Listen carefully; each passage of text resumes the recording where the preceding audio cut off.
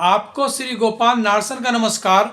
Divine mirror Hindi channel में आपका बहुत बहुत स्वागत है। आइए जान लेते हैं आज की कुछ खास चर्चित खबरें। उत्तराखंड में 30 नवंबर से उत्तरकाशी, चमोली, नैनीताल, बागेश्वर व पिथौरागढ़ में बारिश के साथ ही बर्फबारी होने की संभावना है, जिससे ठंड बढ़ सकती है। वहीं मैदानी इलाकों में कोहरा व पाला पड़ने की संभावना के चलते तापमान सामान्य से नीचे जा सकता है, यानी कड़ाके की ठंड इस माह के अंत तक दस्तक दे सकती है। राजस्थान में कांग्रेस की सरकार में सत्ता को लेकर सिरफुटअव्वल जारी है। कल मुख्यमंत्री अशोक गहलोत ने सचिन पायलट को गद्दार तक कह दिया, तो उन्हें सत्ता से बेदखल करने के लिए सचिन पायलट ने विधायकों से गुप्त मतदान के जरिए मुख्यमंत्री चुनने की मांग कांग्रेस हाईकमान से कर डाली। आर्थिक तंगी से जूझ रहे पाकिस्तान में बिजली का संकट गहराने लगा है। बिजली कटौती की पुनरावृत्ति से लोग विरोध प्रदर्शन कर सड़कों पर उतर आए हैं। पाकिस्तान में शुगर मिलें बिजली पैदा कर आपूर्ति का बड़ा जिम्मा निभा रही हैं, लेकिन कहीं ट्रांसफार्मर जल जाने, कहीं लाइन खराब होने और कहीं विद्युत सप्लाई न होने से व्यवस्था चरमराई हुई है। भाजपा के नेता न जाने क्यों राहुल गांधी की भारत जोड़ो यात्रा से डरे हुए हैं। तभी तो कभी असम का मुख्यमंत्री हिमंत बिस्व शर्मा राहुल गांधी की तुलना इराक के तानाशाह सद्दाम हुसैन से करता है, तो कभी उत्तराखंड के मुख्यमंत्री पुष्कर सिंह धामी टिप्पणी करते हैं कि दाढ़ी बढ़ा लेने से कोई मोदी नहीं बन जाता। अब उनसे कोई पूछे कि न तो दाढ़ी बढ़ाकर राहुल गांधी ने कभी मोदी बनने का दावा किया और न ही मोदी को लेकर कोई व्यक्तिगत टिप्पणी की। इस तरह की टिप्पणियों को लेकर लगता है कि भाजपा के नेता हताशा में इस तरह के व्यक्तिगत कटाक्ष कर रहे हैं। लोकसभा अध्यक्ष ओम बिरला आज रुड़की पहुंचे, जहां भाजपा जिला अध्यक्ष शोभाराम प्रजापति के नेतृत्व में भाजपा कार्यकर्ताओं ने उनका जोरदार स्वागत किया। मेरठ में चौधरी चरण सिंह विश्वविद्यालय में आज से शुरू हुए 3 दिवसीय क्रांति धरा मेरठ साहित्यिक महोत्सव में देश विदेश के साहित्यकारों ने हिंदी को रोजगार उन्मुख भाषा के रूप में प्रतिष्ठित करने पर जोर दिया। डॉक्टर नवीन चंद्र लोहानी की अध्यक्षता में उद्घाटन सत्र की मुख्य अतिथि जापान से आई रमा शर्मा ने जापान में हिंदी की लोकप्रियता से अवगत कराया, तो ब्रिटेन में रह रही हिंदी सेवी जया वर्मा ने कहा कि हिंदी आज विशु पटेल पर अपनाई जा रही है।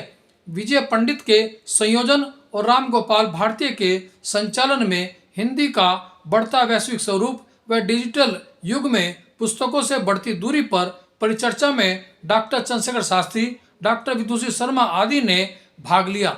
इस अवसर पर विजय पंडित को विक्रमशिला हिंदी विद्यापीठ की ओर से विद्यावाचस्पति सम्मान दिया गया। वहीं श्रीमद् भागवत गीता शिव परमात्मा उवाच पुस्तक का विमोचन भी हुआ। इस अवसर पर ईश्वरचंद गंभीर, सुरेंद्र सैनी समेत अनेक विद्वानों ने भाग लिया और अपने साहित्यिक अभिरुचि के साथ साथ साहित्यिक धरा पर पधारे विभिन्न साहित्यकारों का अभिनंदन किया। देखिए इसी साहित्यिक महोत्सव पर कुछ झलकियां। हमारे अंदर वो जज्बा, हमारे संसाधन नहीं रहे वो जो हम 5-8 हजार लोगों को एक साथ एकत्र कर सकते थे, एक साथ एक मंच पे ला सकते थे। वो संसाधन कोई भी सामाजिक कार्य हो, समाज के सहयोग से ही होता है। तो कोरोना ने बेशक हमारे संसाधन खत्म कर दिए हों, कम कर दिए हों, लेकिन हमारा जज्बा भी कायम वो बना रहेगा। और मुझे कोई फर्क नहीं पड़ता उपस्थिति की संख्या को लेकर, क्योंकि मेरा उद्देश्य है मेरठ की जो सकारात्मक छवि है मैं वो देश दुनिया तक ले जाना चाहता हूँ। काफी समय पहले की बात है, दक्षिण भारत में कहीं था, तो वहां पे जब मैं एक होटल में पहुंचा तो मैंने अपना परिचय दिया कि मुझे रुकना, मैं मेरठ से हूँ। मेरठ का नाम सुन के उसके चेहरे पर बड़ी अजीब सी मुस्कान आई और उसने होटल रूम देने से मना कर दिया। बोले नहीं सर, वो कुछ कारण उसने बताया नहीं है या कुछ भी। लेकिन 2 जगह ऐसा हुआ।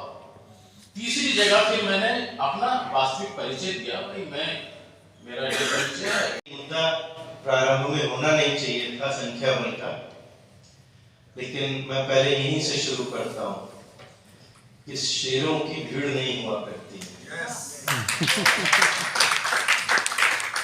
यहाँ हर व्यक्ति अपने आप में एक चलता फिरता पुस्तकालय है, एक चलता फिरता संग्रहालय है, एक चलता फिरता ज्योति पुंज है, जिसकी जहां तक रोशनी जाती है वहां तक प्रकाश फैलता है। और जैसा अभी भाई श्री गोपाल नारसन जी ने कहा कि पहली बार पिछली बार के कार्यक्रम में वास्तव में लक्ष्मी पुत्रों का कब्जा था। पहली बार मैं देख रहा हूं कि यहाँ सरस्वती पुत्रों का ही स्थान है और ये सरस्वती का मंच है। यहाँ सारस्वतों का ही प्रभाव रहना भी चाहिए, होना भी चाहिए।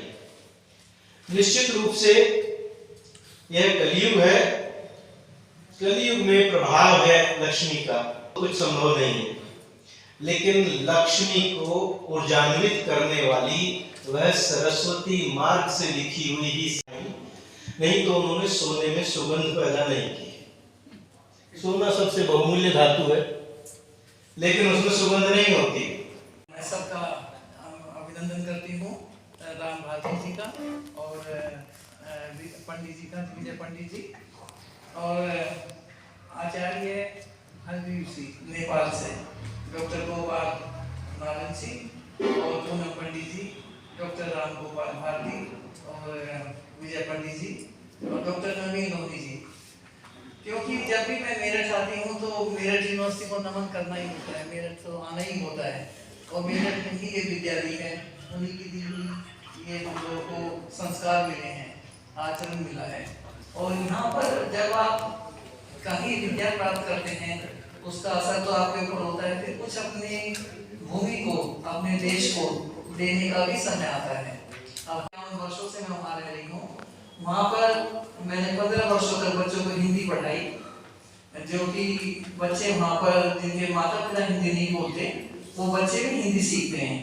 तो अभी भी वहाँ यही प्रचार चल रहा है और हिंदी सीखने वालों की संख्या बढ़ रही है, क्योंकि हिंदी को मैं नंबर में नहीं गिनती कि प्रथम भाषा है कि द्वितीय है, तृतीय है, लेकिन विश्व में बोली जाने वाली सर्वाधिक भाषाओं में से एक है, जो कि कहीं भी आप जाएं आप हिंदी में बात करके अपनी यात्रा कर सकते हैं, अपने काम कर सकते हैं। लेकिन जो मैंने बदलाव देखे, हिंदी की स्थिति 51 साल पहले ऐसी नहीं थी जो कि आज है। आज आप देखते हैं तो टेक्नोलॉजी में और मेडिसिन में और आईटी में और विद्यार्थियों की संख्या में भारत ही पूरे विश्व को आगे ले जा रहा है, भारत ही पहल कर रहा है।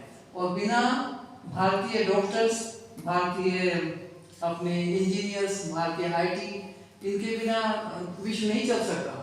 तो आज हिंदी की बहुत आवश्यकता है, हिंदी भाषा को जानना बहुत आवश्यक है। इसीलिए प्रत्येक देश में आजकल हिंदी की कक्षाएं हो रही हैं, और कोई व्यापार के लिए, कोई प्रौद्योगिकी के लिए, कोई रोजगार के लिए और कुछ अपनी यात्रा करने के लिए, अपने हॉलीडे आने के लिए, क्योंकि हिंदी के बिना नहीं काम चलता। अभी मैं विश्व रंग भोपाल में थी पिछले हफ्ते, वहाँ पर 50 से ज़्यादा देशों के लोग वहाँ एकत्रित हुए थे और हिंदी के ऊपर ही विचार विमर्श हुए और देख करके प्रसन्नता हुई कि कितनी हिंदी की मांग है। आज हिंदी का सम्मान है। और अपने जो मेरठ है तो हमारा हिंदी का गढ़ है, तो ये तो अपना हिंदुस्तानी और ये खड़ी बोली का गढ़ है। तो मेरठ में जब मैं हिंदी के विभाग में आती हूँ, यहाँ हिंदी के लोगों से मिलती हूँ, तो मुझे अच्छा लगता है बहुत। और आपको बहुत बधाई विजय पंडित जी और राम गोपाल भारती जी। और तो विजय पंडित जी और उनकी पूरी टीम को, खासकर उनकी अर्धांगिनी पूनम पंडित जी और उनके दोनों सुपुत्रों को भी मैं बहुत बहुत धन्यवाद और आशीर्वाद भी देना चाहूंगी कि इतने पावन कर्तव्य में, इतने पावन कार्य में वो उनके साथ है। और ये बहुत बड़ा आयोजन है। इस बार मुझे लगता है थोड़ी हमारी उपस्थिति लोगों की कम है, साहित्यकारों की, पर कोई बात नहीं, अभी दूसरे सत्रों में हम लोग बहुत ज्यादा जुड़ जाएंगे। लेकिन इनका प्रयास जो है वो स्तुत्य है। विजय पंडित जी और इनका जो मेरठ लिटरेरी फेस्टिवल तो है, इसके साथ जो इनका ग्रीफ केयर सोसाइटी है, साहित्य, संस्कृति और पर्यावरण और उसी के साथ साथ संस्कारों पर भी ये बहुत काम करते हैं। NHK में अन्य जापानी टीवी चैनल्स पर और तमाम कार्यक्रमों में आपकी सहभागिता रहती है। सुनामी पीड़ित लोगों की सेवा में जापानी सरकार द्वारा आपको पुरस्कृत भी किया जा चुका है, भारत में भी आपको पुरस्कृत किया जा चुका है। मैं इन दो पंक्तियों के साथ आपको यहाँ बुलाना चाहता हूँ, क्योंकि विदेश में रहकर भी भारत की भूमि को जो नहीं बोलता, उसके लिए हमारे विजेंद्र परवार जी से बढ़िया कोई नहीं कह सकता। ये दो पंक्तियां कि जब अमीरी में मुझे गुर्बत के दिन याद आ गए, जब अमीरी में मुझे गुर्बत के दिन याद आ गए, कार में बैठा हुआ पैदल सफर करता। आइए हम सुनते हैं। लिखने वाली नहीं है, तो यहाँ पे जो हिंदी साहित्य का हो रहा है और जो विजय जी और पूनम जी हरित क्रांति के लिए कर रहे हैं, उसके लिए मैं उनको शत शत नमन करते हुए एक अपनी बचपन की लिखी हुई कविता समर्पित करना चाहती हूँ। जिसने जाना मूल्य समय का, क्योंकि आज मैंने देखा, पहले भी मैं तब दिल्ली से आती हूँ, जब मैं जापान से आके दिल्ली स्टे करना होता है, तो मेरे को थोड़ा शायद आधा घंटा लेट हो गई थी मैं प्रोग्राम में, तो तब तक प्रोग्राम स्टार्ट हो गया था। तो आज मैं समय से 1 घंटा पहले आ गई, और जब ये अतिथि कुछ देर से आ रहे हैं, कुछ ट्रैफिक में फंसे, जो आजकल की मजबूरियां हो गई हैं, बट विजय जी को परेशान देखा, पूनम को देखा, तो मुझे अपनी कविता लगे मैं इनको समर्पित करूं कि जिसने जाना मूल्य समय का, आगे वो बढ़ पाया है। क्योंकि ये दोनों जो झंडा लेके चल रहे हैं, वो बहुत आगे ही जाएंगे, जो इतना अच्छा कार्य कर रहे हैं। जिसने जाना मूल्य समय का, आगे वो बढ़ पाया है, अलसा कर जो बैठ गया वो जीवन भर पछताया है। धीरे धीरे चलकर कछुआ जीत दौड़ में जाता है, एक एक तिनके से पंछी अपना नीड़ बनाता है। उसको बताना, अपनी संस्कृति का बताना, बस इस तरह हिंदी की अलग जगह ही है और आगे चल रहे हैं। तो अब मेरी हिंदी की जबान से सभी पत्रिकाएं निकलती हैं, हिंदी की नहीं थी, वो फिर मैंने शुरुआत की हिंदी की दूध। अभी 3.5 साल हो गए पत्रिका को चलते हुए, वहां का जापान का ISSN नंबर मिल गया है, पत्रिका छप भी गई है, बस धीरे धीरे आगे बढ़ रहे हैं। आप सबका आशीर्वाद रहा तो ये एक मिसाल बन जाएगा दुनिया में जापान से जो हिंदी की पत्रिका निकल रही है। चाहते थे कि एक बार बस हमें खबर दे दो वहां से, इतनी टेंशन रहती थी, क्योंकि जो पहली लहर थी उसमें इतना पता भी नहीं था ज्यादा, कोविड को बहुत एक हवा की तरह मानते थे। तो मैं सबसे एक बात कहती थी, मतलब बहुत विजय जी से शेयर करती थी, बाकी अपने प्रियजनों से मैं ये कहती थी कि हमने करोड़ों लोगों को ऑक्सीजन दी है। जब से मेरी शादी हुई है, मैं तो पहले से ही, विजय जी भी इस काम को करते हैं, मैं भी प्लांटेशन वगैरह ये करते रहते हैं। और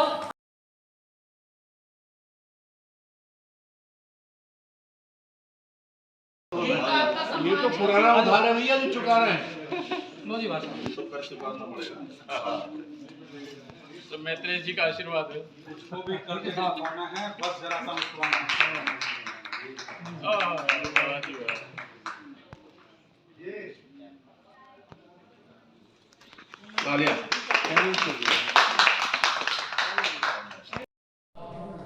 साहित्यिक प्लेटफॉर्म पर अक्सर मिलते हैं। हमारे बीच में साहित्य लोक मेरठ के आदरणीय अध्यक्ष डॉक्टर सुबोध गर्ग जी विराजमान हो चुके हैं। आप मेजबान भी हैं, क्योंकि मेरठ की धरा पर यह कार्यक्रम हो रहा है। और जो सार्वजनिक विषय है, ये डिजिटल क्रांति में पुस्तकों से दूरी, मैं आपको बता दूं, हाँ, सबसे पहले तो इनका, हमारे अतिथियों का स्वागत होना चाहिए, और स्वागत और अभिनंदन पहली सीढ़ी है। और मैं निवेदन करूंगा कि जो हमारे आदरणीय सुरेंद्र सैनी, आज भी मुझे अवसर मिला। फर्क इतना है कि पहले जो आयोजन हुए थे, तब मंच पर लक्ष्मी पुत्र विराजमान रहते थे, आज सरस्वती पुत्र विराजमान है। यही इस कार्यक्रम की सफलता।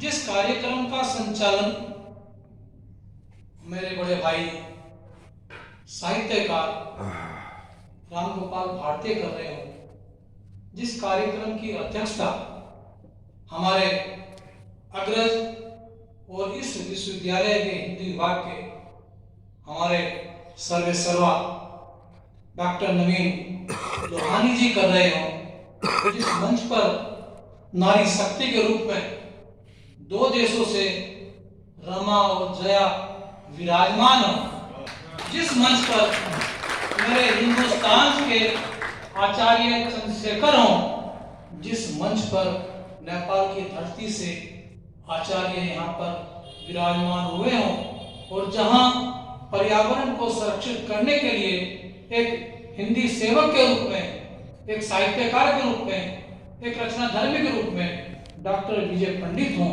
और जिस मंच पर जहाँ पर सभागार में हमारे ईश्वर चंद्र गंभीर जैसे गीतकार हों, हमारे सुरेंद्र सैनी जैसे गीतकार हों, हमारी भाभी पूनम जैसी कर्तव्यनिष्ठ और समर्पण भाव की हों, और जिस सभागार में मेरे ये विद्यार्थी जो कल का भविष्य हो वो, तो वहां पर कैसे हम कह सकते हैं कि ये सफल आयोजन नहीं है। ये निश्चित रूप से मां सरस्वती के पुत्रों में जहां मां सरस्वती कार्यक्रम होता है वहां संख्या इतनी होती है, और अगर संख्या बढ़ानी है तो निश्चित रूप से वो लक्ष्मी की तरफ चली जाएगी और मां सरस्वती विलुप्त हो जाएगी।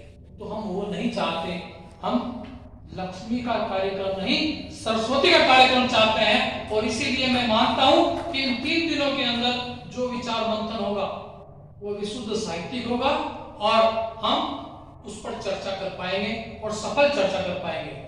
ये जो आयोजन है इसके लिए शुरुआत के लिए आपका मैं हृदय से धन्यवाद ज्ञापित करता हूं। मैं चूंकि विक्रमशिला हिंदी विद्यापीठ भागलपुर से जुड़ा हूं, और हम लोग हिंदी के प्रति, हिंदी सेवा के प्रति उन लोगों को प्रोत्साहित करते हैं, सम्मानित करते रहे हैं जो लोग हिंदी सेवा के प्रति समर्पित हैं। और सौभाग्य से इस बृहस्पति भवन ये हिंदी का ही भवन है, और हिंदी कोई अपरिचित भाषा नहीं है। हिंदी को मैं केवल भारत की भाषा भी नहीं मानता, हिंदी विश्व की भाषा है। किस मायने में विश्व की भाषा है? क्योंकि जब बच्चा जन्म लेता है तो उसके जो रुदन होता है, उसके जो स्वर और व्यंजन है वो हिंदी में गूंजते हैं। कोई बच्चा अंग्रेजी में नहीं रोता, कोई बच्चा जापानी में नहीं रोता, कोई बच्चा किसी इटालियन भाषा में नहीं रोता। अगर वो रुदन करता